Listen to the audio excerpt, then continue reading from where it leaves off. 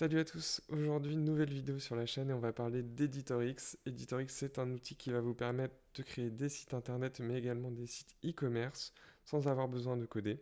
C'est un outil qui est créé par Wix. Alors je ne sais pas si vous connaissez Wix, mais Wix c'est une plateforme en fait qui vous permet de créer des sites internet déjà de base, des petits sites vitrines sans avoir à coder avec des templates qui existent déjà.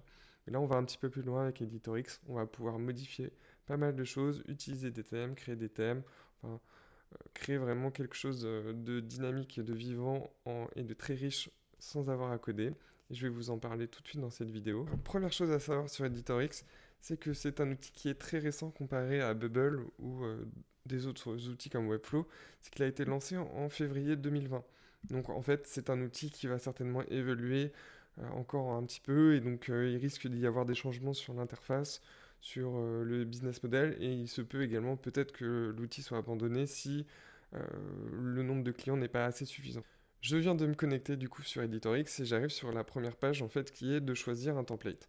Donc on a le choix, soit vous choisissez un template qui est tout fait ici, par exemple entreprise SaaS, page d'atterrissage, soit vous utilisez un truc blanc pour pouvoir partir de zéro sur votre site internet. Vous avez également la possibilité de créer du coup des maquettes fonctionnelles. Donc si vous voulez prototyper, faire une petite démo pour un client ou si vous avez besoin d'avoir une première version de votre site sans visuel, etc., pour le passer potentiellement à un développeur ou autre chose, vous pouvez directement commencer par une maquette fonctionnelle et choisir soit blanc, soit quelque chose qui existe déjà. Donc moi ici pour la vidéo, je vais juste choisir un premier template. Je vais déjà voir celui-là pour voir ce que ça donne.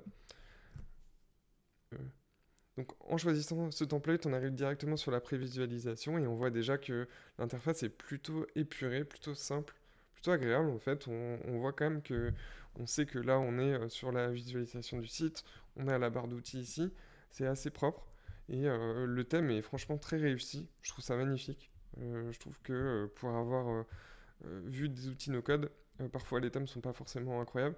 Et là on voit que c'est très riche, il y a des petites icônes en 3D, il y a des couleurs plutôt modernes, on a des polices plutôt modernes.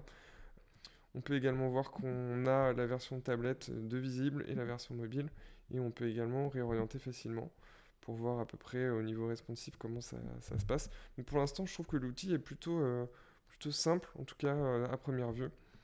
Il n'y a pas y a pas trop d'éléments et ça permet vraiment de ne pas se perdre un peu dans toute cette interface.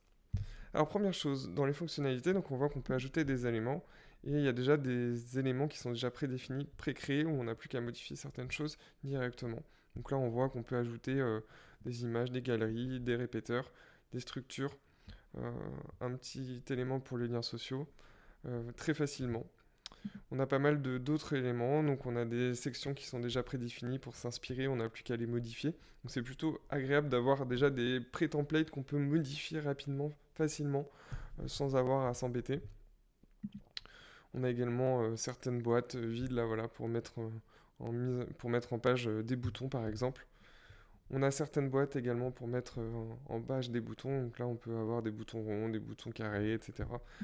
Passons ces éléments de composants existants. On a également quelque chose qui revient rapidement et souvent, c'est toute la partie layer, donc les calques, qui nous permettent de voir comment sont positionnés les éléments et combien d'éléments on a dans notre page. Et donc, quand on clique sur les sections, on peut savoir où est-ce qu'on est directement. Et quand on clique encore sur l'élément de la section, on scrolle directement vers l'élément qui est affiché sur la page que l'on a choisi. Donc c'est assez rapide. On retrouve du coup quand on clique à droite la partie où on va pouvoir modifier plus en détail le composant. Donc toute la partie alignement, la partie dimensionnement, la partie hauteur, position également ici, toute la partie marge et padding en fait pour pouvoir positionner l'élément différemment, ajustement et encre si on veut pouvoir ajouter une encre sur ces éléments. Ici, on a la partie pour modifier un petit peu les couleurs. Donc là, on est sur une image, donc on ne peut pas modifier beaucoup de choses, mais on peut quand même modifier par exemple la couleur de l'arrière-plan, mais également les bordures, les angles, ou encore ajouter une ombre ou pas. On revient sur la barre de navigation en haut, et donc vous avez un petit bouton qui s'appelle Master ici. Et donc ça, Master, c'est super cool. En fait, ça va vous permettre de créer des sections, des en-têtes et des pieds de page qui vont se retrouver dans plusieurs pages de votre site, mais qui seront communes, c'est-à-dire qu'on aura la même information. Par exemple, sur la barre de menu, vous n'allez pas avoir une barre de menu différente pour chaque page, vous allez en avoir une. Donc cet outil-là, Master, vous permet du coup directement de créer une en-tête qui sera partagée sur toutes les pages de votre site. Donc c'est plutôt intéressant d'avoir des éléments comme ça vous permet d'éviter de la redondance d'informations quand vous allez créer des sections et également du coup aller plus vite quand vous allez construire votre site. Cinquième bouton, c'est le bouton style et ça vous permet du coup de définir un style global sur votre site. Donc ici, par exemple, tous les titres, vous allez dire, bon, ils ont une taille de X, ils auront une couleur verte et du coup, ils auront une fonte, du coup, une police de type, là, ici, qui est Strial, mais vous pourrez mettre Helvetica ou autre. Ça vous permet facilement de pouvoir créer votre identité de site et de pouvoir, du coup, l'appliquer sur tous les composants qui apparaîtront sur votre site. Sixième onglet ici, on a un onglet qui vous permet de rajouter des petites applications, des petits éléments directement sur votre site. Donc par exemple un map locator, une barre de recherche, des icônes. Donc vous allez pouvoir greffer pas mal de choses qui sont en fait à la base des applications Wix, mais du coup qu'ils ont adapté pour que ça fonctionne dans Editor X. Et donc vous allez avoir en fait plein de petites extensions gratuites ou payantes qui vous permettront d'enrichir votre site rapidement et d'en faire le site que vous voulez.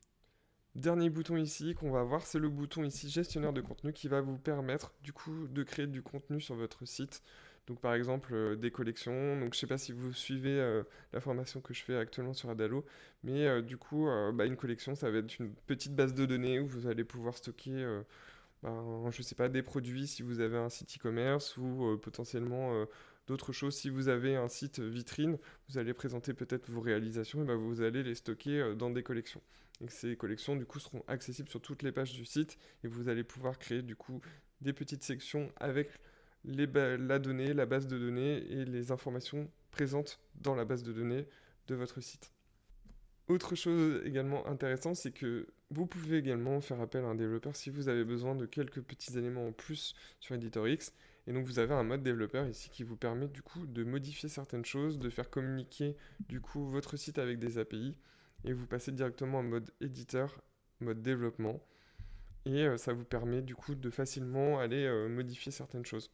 Donc là c'est plus sur la partie expert, mais admettons que vous avez besoin d'un développeur pour ajouter quelque chose qui n'est pas fait avec un plugin ou qui n'est pas fait avec les fonctionnalités natives d'EditorX, vous pouvez aller directement un petit peu dans le code et modifier certaines choses facilement.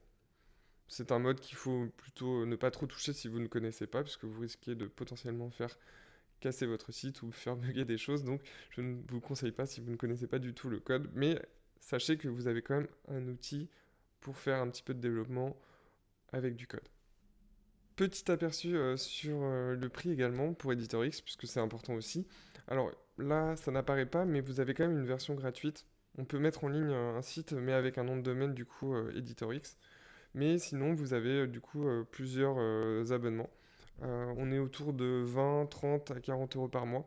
Donc ça sera toujours moins cher qu'un développeur si vous voulez lancer votre site. Et vous avez forcément plusieurs types de sites. Donc là, on est sur le forfait site internet, un peu site vitrine, portfolio, etc.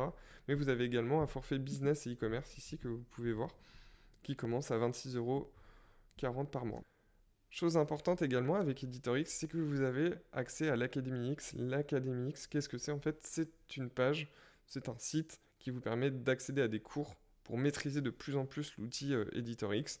Donc vous allez pouvoir appréhender certaines notions de l'outil, comment ça fonctionne, comment vous améliorer également pour faire un site encore plus rapide avec Editor X. Il y a pas mal de tutoriels, donc vous n'avez plus qu'à cliquer ici et à regarder un peu les vidéos. Ça se passe sur des vidéos. C'est très simple, très clair et vous allez trouver votre bonheur. Après, chose qu'on ne sait pas, c'est que c'est en anglais, donc il faut absolument que vous maîtrisiez l'anglais si vous voulez comprendre. Concernant Editor X, je trouve que c'est un très bon outil. On voit bien qu'il y a quand même pas mal de fonctionnalités qui se retrouvent dans pas mal d'outils no-code, mais voilà, l'interface est plutôt simple. Moi j'adore quand les interfaces sont simples parce que plus c'est simple, plus c'est facile à comprendre et plus on va vite pour la création d'un site. Donc je trouve ça super intéressant. On a pas mal également de plugins et d'applications qui sont basées déjà sur Wix et qu'on peut utiliser du coup dans Editor X qui va nous permettre du coup d'ajouter un peu plus de richesse dans notre site. On a un forfait site vitrine et un forfait e-commerce. C'est assez clair. Et le pricing pour débuter à 20 euros reste très abordable versus un développeur. On peut arriver à un site e-commerce ou un site vitrine très rapidement. J'aime bien également la partie académie, donc qu'on a vu tout à l'heure, qui est vraiment intéressante aussi parce que bah, ça vous permet de suivre un petit peu les cours, de commencer à comprendre comment ça fonctionne, de faire des tests et voilà, de ne pas être bloqué forcément sur un truc. Dernière chose qui est intéressante également, c'est que EditorX essaye de créer un écosystème un peu comme sur le système de Webflow ou le système de Bubble, où on peut du coup devenir partenaire. Et donc il y a vraiment un écosystème qui se crée avec des agences, avec des gens qui sont experts dans EditorX. Donc même vous, si vous avez envie potentiellement de vous lancer là-dedans, vous pouvez devenir partenaire, devenir expert, maîtriser l'outil et commencer à trouver des clients qui vont vous permettre du coup de générer du revenu en maîtrisant en fait l'outil EditorX facilement, sans avoir besoin de se former au code et voilà, d'approcher un petit peu l'univers du tech et de la tech sans avoir des connaissances en code. On arrive du coup à la fin de cette vidéo, j'espère qu'elle vous aura plu. N'hésitez pas à mettre un petit like si ça vous a plu, n'hésitez pas également à vous abonner et je vous dis à très vite pour une prochaine vidéo.